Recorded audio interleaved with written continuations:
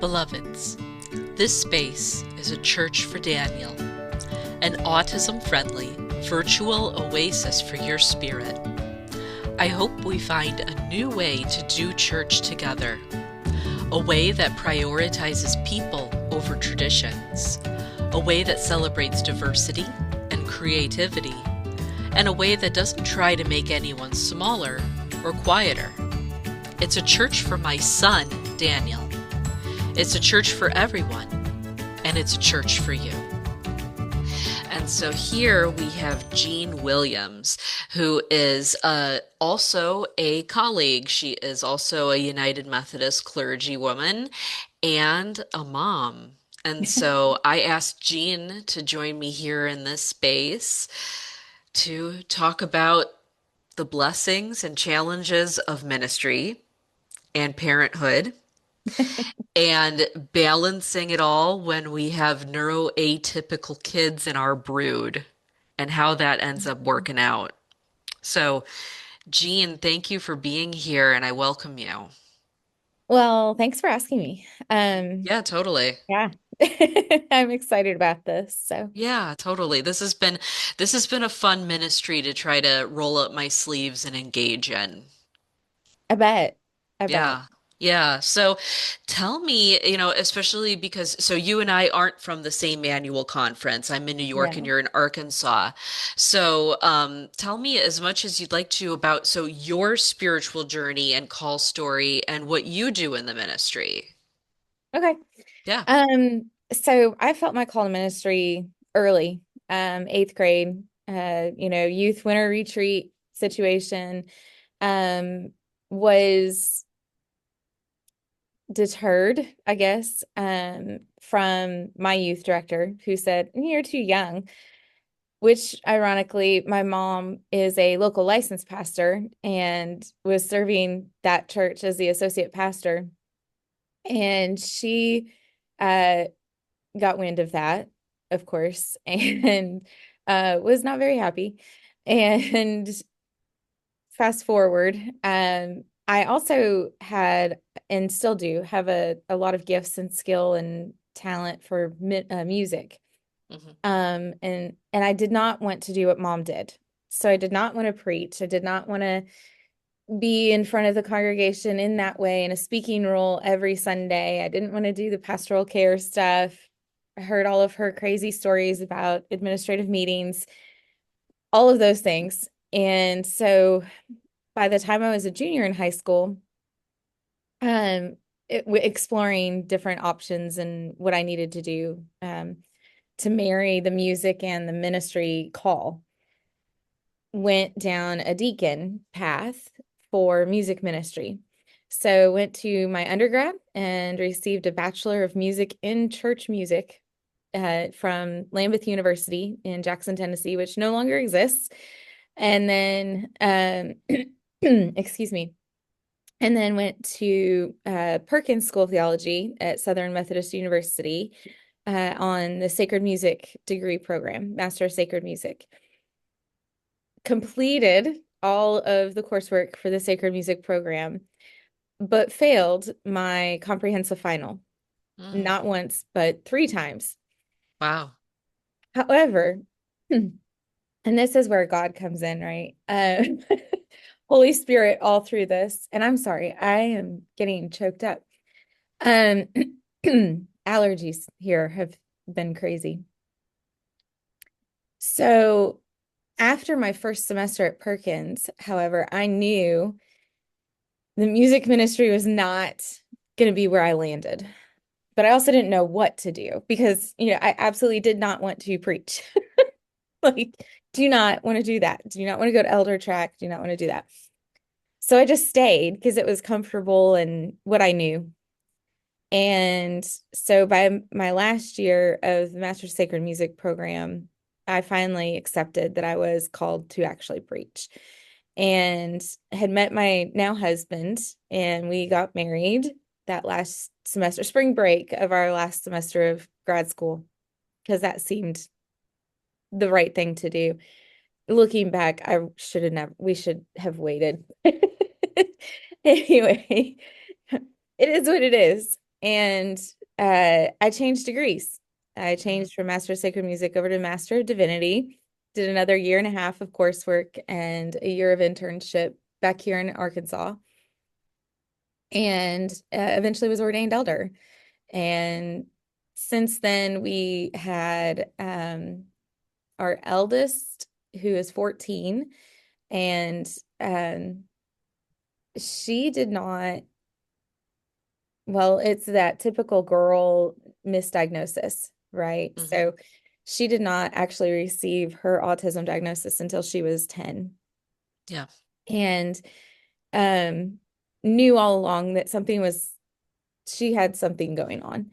But she was good at school. Mhm. She's, very, very smart, very gifted.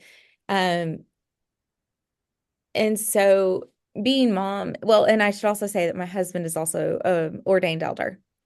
So we've always had split churches and Mhm. what we call split custody on Sunday morning of the kids. So, Yeah. so they rotate between our churches, and there's been ups and downs with that. So that's like the really Reader's Digest version of spiritual journey. Yeah, totally. And how many kids do you have, Jean? So we have three now. So we have a biological daughter, Natalie, Hmm. who is 14. And then we have two that are adopted from foster care. And that's Marcus and Eli. Marcus is 8, Eli is 7. We adopted them when they were 2 and 9 months. Mm. So they've been with us, for most of their life. And then also somewhere along the way in there, we had a full-term stillbirth. Mm. So Hazel would have been, well, she would be 10 this year. So I'm so sorry for your loss. thank you. Thank you. Um, that's a whole nother story that I can also relate to ministry. So, Yeah, but we won't go into that. I bet. That's not your focus today. Mm. Oh gosh. Yeah. So yeah, your journey has taken you to lots of different places. It has. Yeah. It has. Yeah. So, so I welcome, so to be clear, I welcome all of it. All of it is part of this, like what it is to create a church for Daniel, in Hmm. quotes, is is this place of inclusion where we're not leaving anything behind at the door when we come in. Hmm. So all of us is able to come in and we're able to bring our entire family and our entire family history inside with us, you Hmm. know?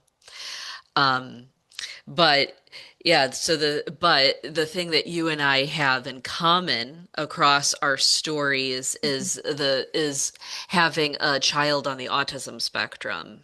And I hear you about what you're saying about the gender piece, because so unlike your Natalie, my Daniel, so he is going to be 12 this year.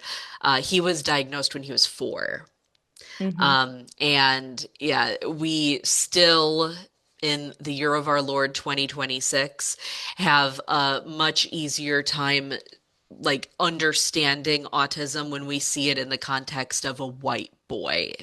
Hmm. That's what we that and Daniel's presentation of autism is in many ways exactly what we like stereotypically expect. Um, Hmm. and stereotyped movements is even part of his diagnosis.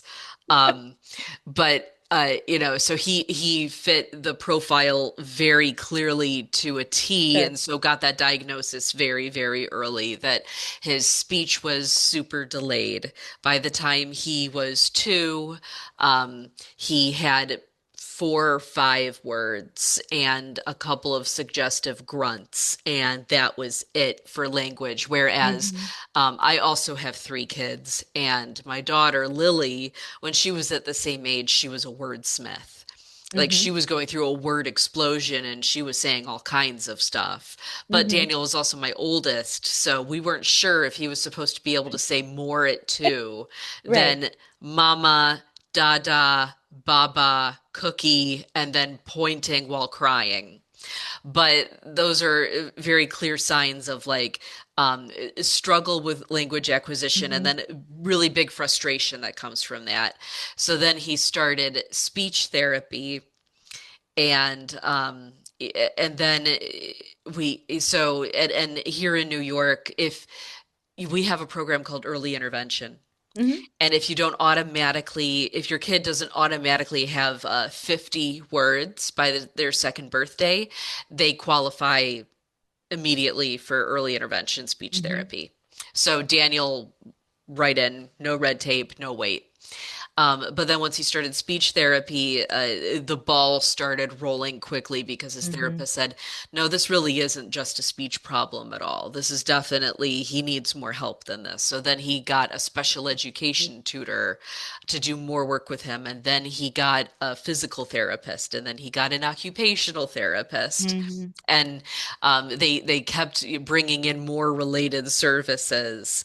Um, and then it became, okay, so this clearly is not just a matter of like, he's just a little slow with his speech and he'll pick up. And they were like, no, no, no, no, no. There's clearly a global issue going on here. Right. Um, and then he started a special needs preschool when he was 3, and he's had an IEP ever since. And, between his, but he has a whole lot to say now. He's very, very verbal now, but still struggles with some things about speech and language, and about being able to understand speech and language, and has a whole lot of very obvious STEM expressions and very rigid expectations of the way that he wants to do things, um, and a really hard time changing his routine, and a very difficult time being separated from me, and very fixed interests, Mhm. and these things that all scream your child is autistic. And so he ended Right. up getting the diagnosis when he was 4.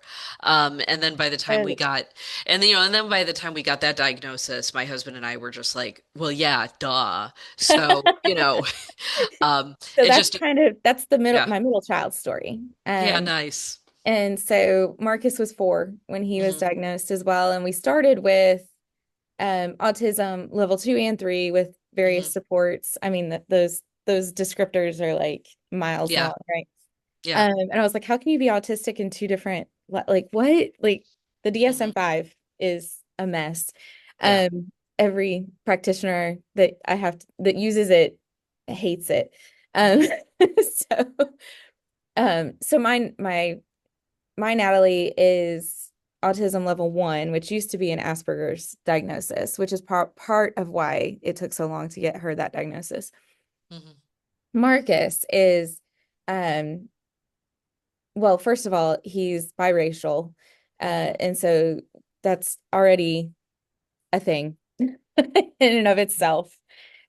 Because most commonly, minority children are not diagnosed as Hmm. often. The practitioners tend to push and say, oh, it's not really this or that. But Hmm. like Daniel, he had so many very specific stereotypical Hmm. characteristics that they were like, oh no, absolutely. Since then, they actually have diagnosed him with fetal alcohol spectrum disorder. Hmm. Hmm. And so, um, in my own research, I had to push for that. And it's sort of accepted in the United States. Fetal alcohol syndrome is an accepted diagnosis, but a lot of insurance companies still won't accept FASD Hmm. as a diagnosis. Yeah. And so instead, all of his things can be grouped under that one diagnosis, but instead we have like 6 more initials after his name simply Hmm. to describe this one disorder. Um, and so he is very because he is so stereotypical, he's actually our most predicted child and the easiest for our churches to help and understand. Hmm. Um, his little brother, Eli, they're half brothers. He is currently diagnosed with oppositional defiance disorder, Hmm. anxiety, and ADHD. Mm. However, we are all pushing now. His therapist, there, and like his counselor and his therapists, OT, PT, speech, all of the people in play Hmm. have all said, no, he's autistic with a pathological demand avoidance Mm. profile, Hmm. which makes things really interesting. Yeah. Um, and as and all three of the children see the same counselor, behavior counselor, who also sees my husband and I. My husband's name's Heath, by the way. Mm. So, when we first found this counselor, he brought us in. It was for Marcus. Originally, he was the first one that we were able to get in with him. And after meeting Marcus and meeting us and talking through things, he looked at us and said, I can help you. Mm. And I will be seeing you once a month without Marcus because I want to check in on you Mm. and I want to make sure that you all are okay. And I'm like, tears because it had been 4.5 years in pure survival mode through the pandemic, through adoption, very little support from anywhere. Um, Still trying to get a diagnosis for the oldest. The youngest had something going on. He had no speech. He had receptive but no expressive. So, you know, all of these things. And Marcus, in the meantime, went completely off the rails. And we were like, what is this living in our house? We moved. And we moved from, let's see, Heath had a 2-point charge. I had one church. So he had two, I had one. And when we moved then from Northwest Arkansas into Little Rock, and at that point, we were given four. So he had two churches. I had a church and a Wesley Foundation. And walking into the Wesley Foundation, uh, there was a whole lot of administrative problems there that we actually ended up shutting down the Wesley after 1 year of me being there. There was no way to quote unquote save it financially. And the conference couldn't bail us out. And so there, I mean, it just didn't work out. So then I was moved again to two more churches. So between us, we had four churches, three kids, all just starting to be diagnosed, all Hmm. trying to figure out how to make things work. It was a nightmare, absolute Yeah. nightmare. And in the process of all of that, I'm a type 1 diabetic. And all of this stress and being in survival and my nervous system being in fight and flight for 4.5 years at that point, 5 years, my body just started breaking down too. So I have now like three other diagnoses for autoimmune stuff on top of trying to keep the rest of the family together. Hmm. Since then, we were moved again. So not far out of Little Rock. So we're able to keep all of our services and all our people. Hmm. But we each have one church. I requested to move from a senior pastor role to an associate just so I didn't have that overwhelming stress Hmm. and that mental load. Um, and it has helped. So, a lot of things have calmed, and I do finally feel like we're starting to see the light on the other side. But in the process, we've had some interesting situations I can only imagine. within churches because when you Yeah. have 4-point charge, like four Hmm. churches, none of them are large and none of them had children Yeah. outside of ours. So, yeah, that's where the stories come in. Yeah, of course. And I've been in the same boat several times because it just being a United Methodist, the way that our Ooh. system is built, yeah, you move a lot. You just move a lot. Uh, my personal commentary would be that they tend to move you a little bit more when you're a young woman, but and then on top of that, like the way that our structure is just built, we have way more small, rural, mostly senior citizen churches than Right, anything else. right. So, yeah, no, I've been to several, I've now served 7 churches. And in most, I'm yeah, I thinking know, you start counting. In most of 8. mine, Yeah. yeah, nice, nice. That's 15 between the two of us. Um, and, most of those churches, my kids were the only kids. Yeah. And it brings in some challenges and it throws people for a loop who already are not inclined to be the most flexibly minded people in the world when you're saying, A, I'm bringing in kids and I am bringing in my autistic child, my developmentally atypical child. Like Hmm. there's going to be challenges, there's going to be hard times, there's going to be confusing moments, and we need to try to navigate these things together. And that requires big open communication. It also requires a two-way street of trust. Hmm. So you need to trust me that, that I am doing everything that I can here while flying by the seat of my pants. And Yeah. I need to trust you that when you bring concerns to me, that you're bringing them with an open mind and heart and good intentions. Hmm. But that two-way street gets, shut down quite a lot. And I mean, you and I, we Or it was bonded. never opened in the first place. No, I know. And you and I bonded in the first place because 2 years ago, I Uh-huh. was leaving on my process in the way of leaving a Mhm. church that I had been serving for 4 years, that really just could not do anything for my family anymore. And also, just really, really, really could not like they could not abide Daniel in any way whatsoever. That street was just completely shut down. Orange cones everywhere. No cars are going to pass through here. They were done. Um, and because of that, I mean, gosh, you deal with this already just being a minister and a mom, but a minister and a mom to a kid with special needs, you know, it can be really difficult to figure out where your duty and where your priority needs to lie.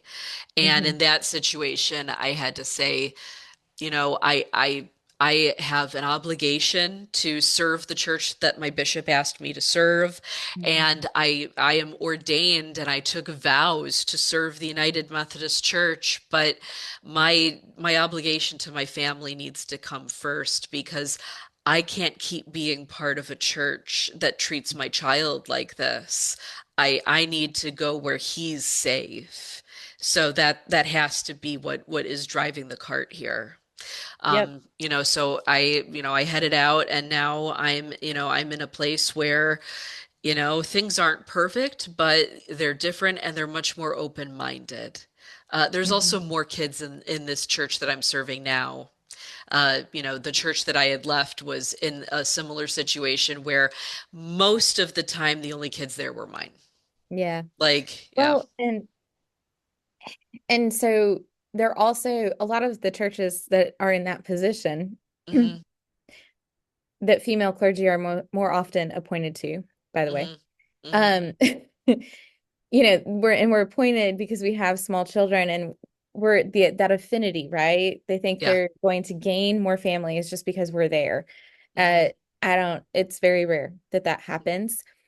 Um, but those people are often already in fear and survival mode, Hmm. and uh they cannot comprehend being open and exploring to new ways.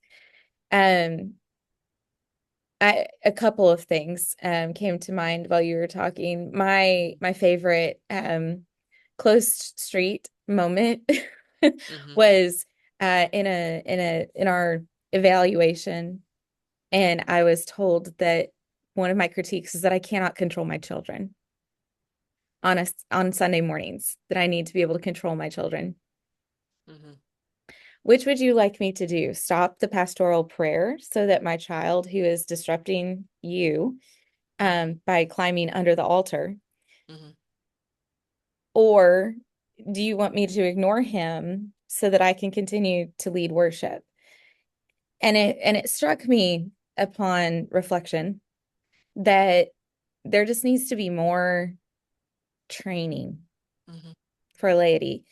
If our churches are going to follow and be disciples, then we need to be able to offer our laity and those who are willing to come Hmm. alongside us, to come alongside our children, and to train them, actively train them in how to help us Hmm. effectively lead.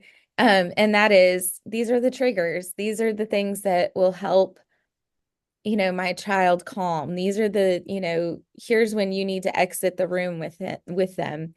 Hmm. Um, and here is science behind their behaviors and all of these kinds of things. And I think if you have three people Hmm. in even a small church who are willing to do that kind of work Hmm. and come alongside you, then you can. The other thing, after that comment was made, and several weeks after, in reflection, I finally realized that, oh no, I lost my train of thought. I totally went out the window. I don't know. No worries at all. Sometimes the train goes out the window. Then it comes back in through a different window. Yes, yes, this is also true. You'll be in the middle of doing something completely random and you'll be like washing the dishes and you'll be like, that's what it was. That's what it was. Yeah. I'm sure it'll be Yes. later today. Um, Yeah. Hmm. but it's important. It was super important. What was it? Okay. Well, if I Yeah. if I come back to it, I'll let you know. Oh yeah, yeah, yeah. And don't worry about that in the meantime. But yeah, no, it's I I have been remembered. there. Okay. Oh, awesome. So, yeah. So, it's while you were talking, I had it. Oh my gosh. Okay, never mind. Oh, don't worry about that. Don't worry about that. I have been there. Um, man, and your story about your child climbing under the altar while you're leading worship. We we are in, such a tough space in trying to integrate our families into what it is to be part of a church. Right. And one thing that Daniel has illuminated for me is that church is just super unnatural. Yeah. What we're asking people to do is weird. Hmm. And like Daniel is getting to the point where more and more and more, with more therapies, with time, with age, with peer influence, things like that, he is able to follow the motions and engage in activities that a couple of years ago would have been impossible. So, like for example, yesterday he and I went to the grocery store together and did like a really big like load of groceries, like $130 worth of groceries together throughout the whole store. And a few years ago, I could not have brought him into a store because I would have lost him immediately because he Hmm. was wandering away and eloping so much. He would have been, distracted in every different direction because a grocery store is like this room full of like brands and boxes and colors and lights. And Sound so and if I noise. and noise. So if I didn't lose him down an aisle because he saw something and then saw something and then saw something, and like in a big store, like he could just be gone forever. But like if that kind of situation didn't happen, um, then it would just be so overwhelming that like we'd have to turn around and leave. Um, but he was able to like stand next to me, help me push the cart, help me pick all the things on the list, help me go through and check everything out. And like he went through all the steps with me, but Mhm. he does not understand the why behind what rules are. He understands the what. And with many repetitions, he learns, okay, the Mhm. rule is I need to hold the cart. He doesn't understand that the why is, well, because then I know you're right here and you won't get lost. Mhm. He wouldn't have to hold the cart if I knew he could just stay with me, but that has to be the thing. Like I will know you're not about to Mhm. wander away and get lost if you're Yeah, holding the cart. So that's right. what we'll do. We'll hold the cart. So in a church situation, um, I have to sit in a pew. Why? Well, because everybody else is, and that way, people just feel comfortable because you're doing the same thing they are. That makes no sense.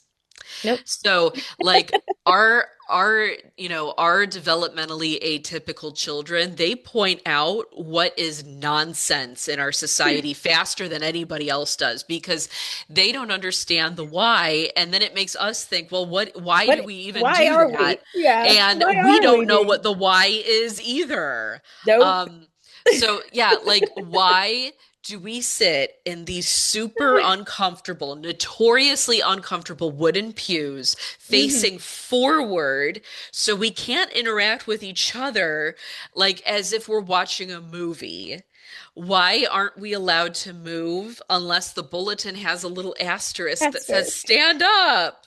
Like, why aren't we allowed to talk unless there's bold print in the bulletin that says what we're supposed to say, like word for word? Like, that, that doesn't, it's not natural. Like when as soon as we leave the space, like when 11 o'clock hits and the bell rings and it's time to go to brunch, we're not like that. Like if you have to No, get up and stretch your legs, you could do that. Like there isn't right. like the police isn't going to stop you. Like, I mean, and if you're like if you want to, say something or if you want to have a conversation with somebody or like nobody's going to stop you from No, talking. That's okay. Like, in the world we're much more flexible, but for some reason we have this extreme rigidity in churches. Like and it doesn't work for a lot of people. And no. I would suspect that it's the reason why we have so What few was that people statistic? in our congregations. Yes. So And yeah, there was uh I just had an article. yeah, An article this week. yeah, Um and let me see if I can find it. yeah, of Um course. but because it had some statistics, but it was essentially like two in seven Americans, I think is what it said. Hmm. It was just this high percentage, um, are either neurodivergent or have neurodivergent family members. Hmm. And therefore, it was like 60 something percent of citizens in the United States do not attend worship because Hmm. of this, Hmm. because it does not work. Yeah, Um, no, I don't yeah, want from. I want yeah. Yeah, actually while you search and see if you can find here it it. is. Oh, nice. Yeah. Okay. 80 to 90% of families affected by disability do not attend church, Hmm. and nearly one in three have left because their loved one was not accepted or included. Hmm. Meanwhile, two in seven families have a member with a disability. This is not a small gap. It is one of the largest unreached communities today. Hmm. Yeah. Um, let me see if I can find, I don't have the source. Hmm. But if you knew your child would be truly known, protected, celebrated, not tolerated, not sidelined, not Hmm. managed, but deeply wanted, would you walk back through church doors? Hmm. Yeah. And I was just like, sure. Yeah. Yeah, and you and I'm 99% sure I've read that article, and it's the same, and you and I have been reading the same things, which doesn't surprise me, but um, because that was the research that I did before I started a church for Daniel and before I got some grant funding from the conference to do so, was because we have this Yeah, huge unmet communal need. yeah, Um, and one of the things that I read was that, even in deeply devout families, like I would say mine is, yeah, as with a mom who's clergy, right. the majority of people, they will not attempt to have a relationship with a church if they have a disabled loved one, because Mm-mm. it's just not worth it. Oh no. And Well, I and the number of like, and I know you're part of a lot of forums and stuff too, yeah, uh, yeah. but the number of people in these special needs forums or kids with, all of the things, um, of people who are craving spiritual community, Hmm. but have been so traumatized or othered Hmm. by local church bodies is astronomical. Yeah. And I feel like it should be something every pastor, every church has the ability Hmm. to change how they think about worship and how they do worship, how we do worship. Hmm. I mean, and it's the same thing of what you just said about Daniel is Hmm. why are we asking our kids to adapt to Hmm. this unwritten rule and standard of worship Hmm. when scripture doesn't tell us that this is Hmm. how we must worship with the bold print and the asterisks and everyone facing a stage, um for lack of better term. Hmm. I mean, because that's essentially what we're doing. Yeah. um when did we move from gathering in people's homes, sharing life, sharing meals, to this standard? Yeah. Yeah. And at what expense? Yeah. Well, it happened when Christianity became institutionalized and patriarchal, and it I didn't want to came, say that, but I knew that. oh, I'm willing to say it. I'm very willing to say it. And then the expense was women and children. Of course, And that's where we are right now. The of expense course. was minority and vulnerable populations. So we have a system now where, if you are a white man, cis hetero, native born with no disabilities, then church is great for you. Awesome. But if you're anybody else, you're going to struggle. And Or but give up part of yourself. yeah. And with our kids, with our neurospicy kids, everything is bigger and louder Yep. and clearer and more obvious and much harder to hide. So, for Daniel, the little microaggressions and the little moments of discomfort are giant and Hmm. a complete deal breaker. So, um, I mean, yeah. there's a reason why our daughter, you'll often just find her sitting in our offices on Yeah. Sunday mornings. Hmm. Um, and there have been churches, she'll walk in, she's been in, of whatever those 8 churches, Hmm. she's probably been in 6 of them. Hmm. So it got to the point where she could walk into a church and Hmm. upon first meeting of church people, she would then get in the car and tell us Hmm. whether or not it was going to be good. Yeah. And that was it. Hmm. And I mean, once her mind was made up, it was made up. Hmm. But it was also usually true. Yeah.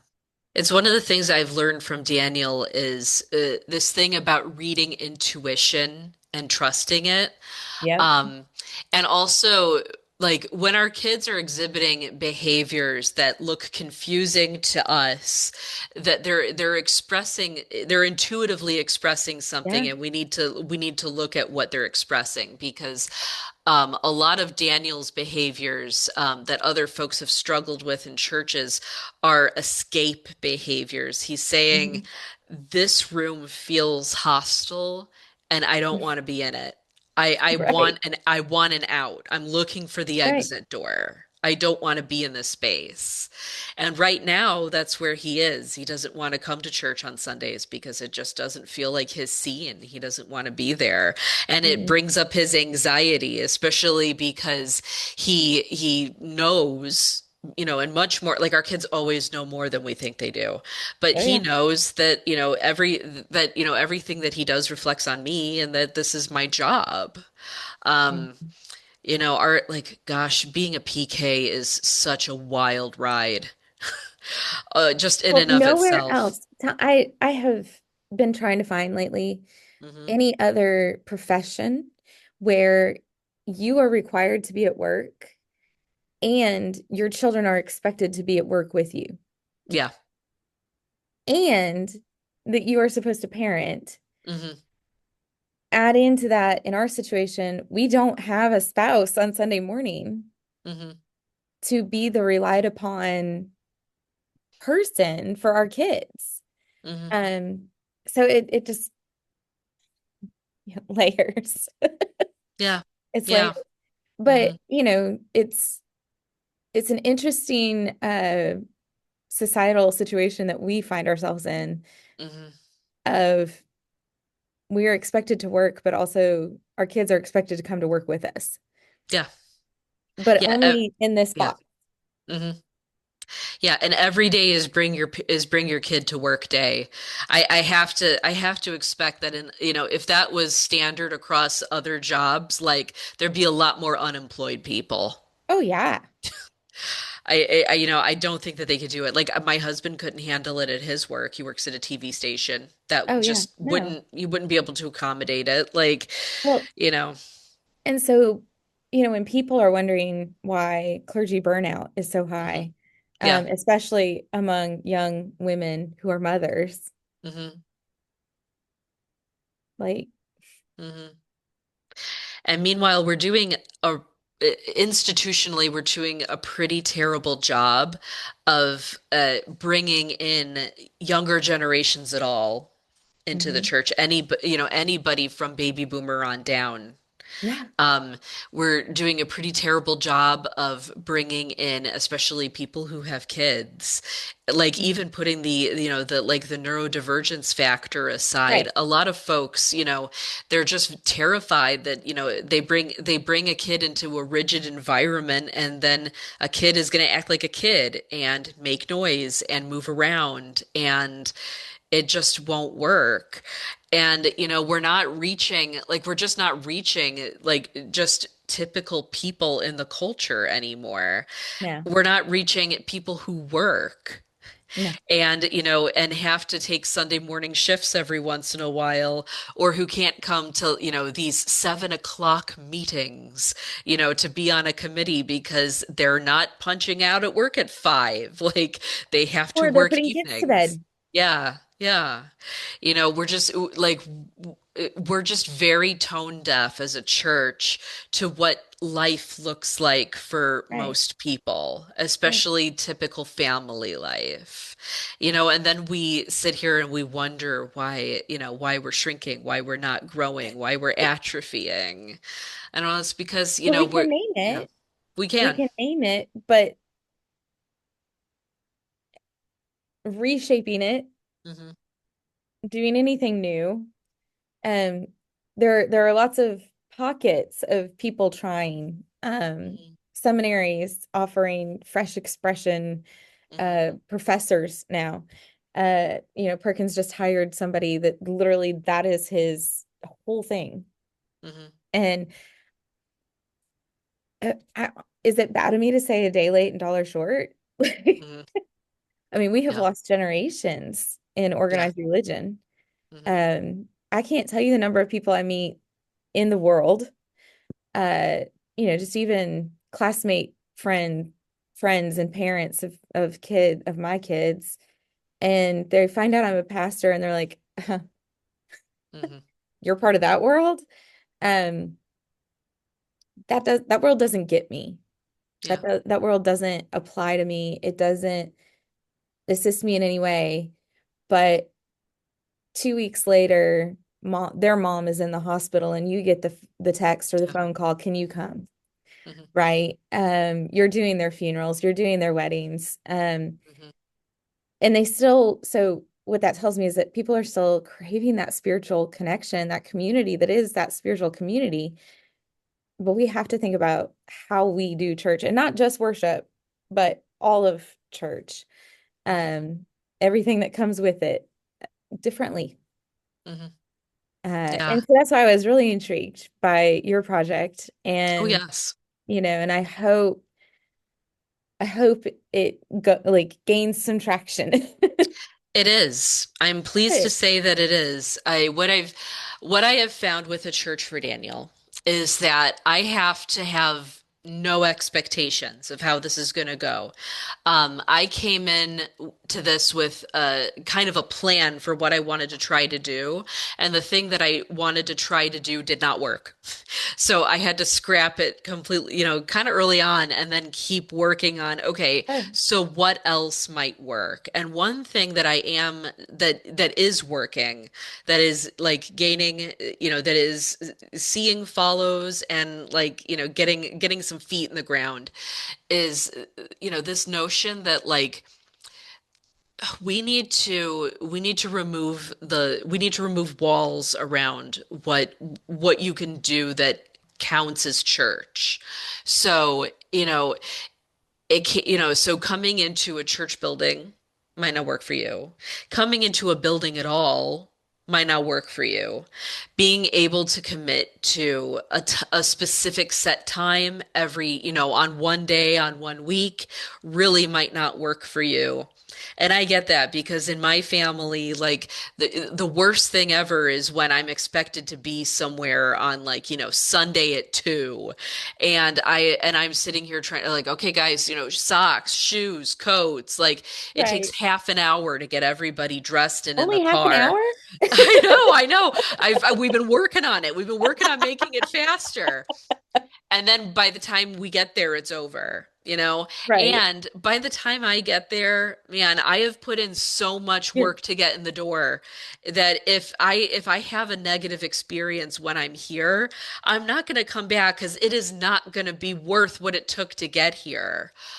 So we also, we need to have a space for like you can engage this when you can, and where you can, mm, um, because like there are just so many times during my week I know for a fact that like my kids are losing it right now, so I'm not. I much love to you, but I'm not going to your thing right now. I'm just helping my kids regulate right now, and that yeah. is our only priority. Right. Right. So internet-based ministry, which is what a Church for Daniel has become, is, one frontier that Mhm. has a lot of potential where that is concerned because, we're removing these barriers around time and place. And it's just, if you have a phone, if you have a computer, most of us Mhm. have one of those, like, and you have an internet connection, then, we can chat. But then that leaves the growing edge of, but we still need the human connection because we are so thirsty for that. Like people are as curious as they've ever been. Like, no, like people are very curious about engaging spirituality, about engaging community, about trying to find Mhm. their people, trying to find love, trying to find support. Yeah. They just don't want the judgment that's going to come with it. They don't Right. want the bullying that's going to come with it. Yeah. So that's the liminal space I'm playing in, is how do we make it so that it's as unstructured as possible while also making it so that people can connect, you Yeah. know? And that just takes a lot of play and a lot of open-mindedness. And I need to be comfortable with the fact that the Holy Spirit has her own agenda. Half the time I don't know what it is, and it'll be Amen. fun. We'll figure it out. Yeah, amen. Yeah. And I mean that's what parenting these kids is anyway, you It really know? is. It Yeah. really is. Is like it'll be beautiful. I mean, a couple of days ago I was helping Daniel with some big feelings. He, Hmm. you know, he had his heart set on something and it was impossible to get the something for him. And he had a very hard time coping with that. Yeah. And, he just really, really loves and finds comfort in mommy. So we were just sitting in his room together, hugging and cuddling, while he was crying on my shoulder, and it was and all I could do for him was what he needed was just, I know you're so upset, bub. I'm gonna sit here and hold you, and you're going to be okay. I'm not going Hmm. anywhere, and that's the important thing for you. Hmm. Um, you know, like we can create these spaces for everyone if we know how to create them for our kids. Right. Because the world really needs the same thing is it's okay. Yeah. You can give me a hug and cry on my shoulder until you feel better, Yeah. you know? Yeah. Yeah. And yeah, and I really feel like there's more people needing that Hmm. more than a whole lot of other things right now. Yeah. Compassion. Yeah. Like being seen and held Hmm. with, you know, with no expectations. Right. Yeah. Yeah. So one question I've been asking in the space of this ministry is like I call this ministry a church for Daniel, thinking about, how much, it would take, how much you'd have to completely reshape the church to make it a safe place for him. What would we do to make the church a church for Jeanne? What would a church for Hmm. Jeanne look like? What would we change and get rid of in order to make it work for you? Yeah, that's a really hard question. Yeah. Only because we are so indoctrinated with Yeah. what it needs to look like, right? And even more so as clergy, we are taught how to continue that pattern Hmm. and that institutional feel. I think for me, it would be accepting that worship may not look like worship. Hmm. Um, Worship may be on somebody's back patio around a fire pit with beverages and music playing that's not worship music or Christian even, that could be worship, you know. So I think redefining some terms, Yeah. redefining what church is, um, and a lot of this is my own deconstructing Mhm. over the last several years. Before we had the children, before we had, well, I say children, before we had the boys, um, and looking at church through Natalie's eyes, even, but also realizing that the concept and construct of the institution of church doesn't fit most people. Mhm. And that's how we're just missing large gaps of people. And so I think a church for Jeanne Mhm. would be a place that doesn't really have boundaries, Mhm. or that the boundaries in place are those of compassion, those of um, truly loving your neighbor and really meeting people uh, where they are, where they meeting me where I am, uh, and not with a whole lot of expectations Yeah. or asking much in return. Mm. Because I I love think it. right now I have very little to give in return. Yeah. And I'm very much in a space where I probably need more compassion shown to me and my family, without the tit for tat. Hmm. Yeah, Yeah. And one thing that it occurred to me while you were talking that I want to lift up is that, like, deconstructing, why do we do that? What does that mean? What do those words mean? And what is worship is inherent to being it Methodists. is. It's what John Wesley did. It is. Yes. He broke away from Anglicanism completely, and he went, oops, I didn't mean to do that, because he didn't. He wanted to stay in the Church No. of England, but the Right. Church of England wouldn't keep him, and it wouldn't keep a whole lot of other people. Nope. So, he said, if people aren't coming, if people feel like they can't come into this physical building, then what's more important, the building or the people? The Let's people. find where the people are. Yeah. If people aren't connecting with the music we have, then what's more important, the music or the people? The Right. people. So let's sing tavern songs and put God words over it. And that's Right. what he teamed up with his brother to do. So Yeah, they ended up absolutely. having, big loud worship services outside with bar music. Like that, and we think of it as being more refined because, this was the 1700s, and Charles did it with a powdered wig on, but still, like but that's what they were doing at its core. So we Yeah. can do it too. Yeah. Yeah. Yeah. And I think I had somebody ask me recently, I was explaining that, all of what you just said, and saying, we really need to get back to those roots, Yeah. where the people came first and the people come first. And it's like, oh, I feel my calling shifting to doing more of that kind of work. And the person looked at me and said, who are you at? Why are you asking permission? Yeah. Who are you asking permission from? Hmm.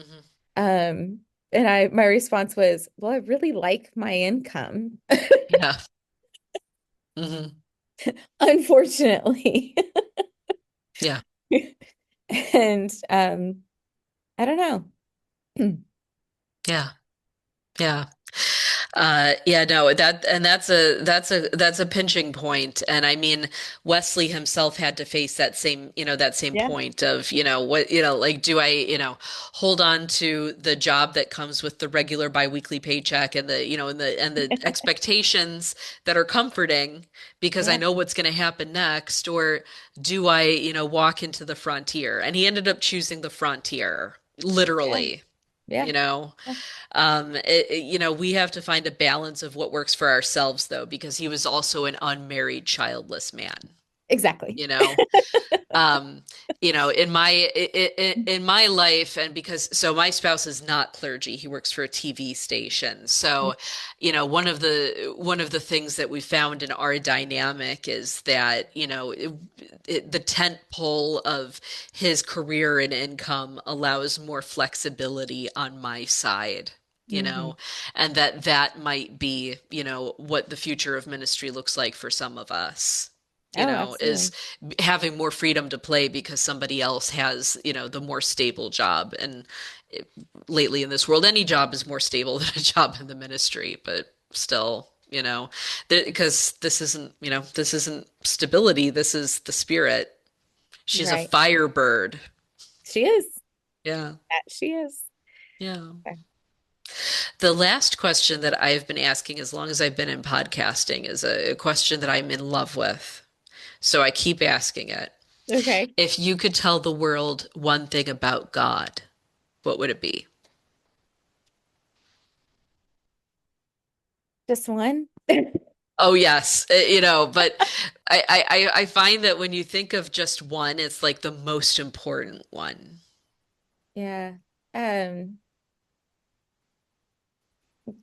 God loves you with zero strings attached, exactly how God has created you. I love it. I love it. Yeah. So, Jeanne, thank you so much for sharing your heart, for sharing Yeah. your experiences, sharing your stories, sharing your wisdom. Um, y- you know, the institution doesn't always recognize how much power there is in what we've lived through Yeah. and in what we've learned because of it. But I think that if we keep sharing our stories with one another, we'll discover that power and then we can use it for good. Yeah, absolutely. Thanks for So, asking me. oh, of course, of course. So, thank you for being part of a church for Daniel. Yeah, thanks. A Church for Daniel is produced with love by the Reverend Natalie Bowerman.